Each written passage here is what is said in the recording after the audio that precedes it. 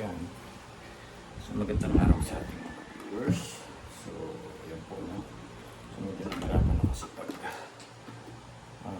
tear down kapag tanggal ng takip nitong ating Porsche type of battery. So hindi ko na po siya include sa video.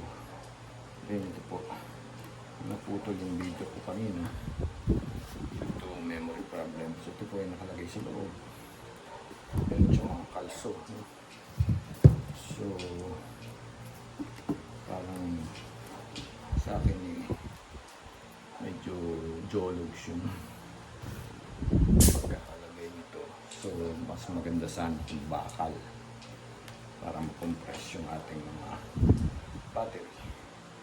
So anyway, ito yung kanyang mga wires. So seems to be good enough for 100 ampere.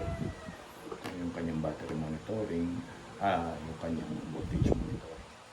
Then yung mga terminal po natin is covered, no? Covered with silicone.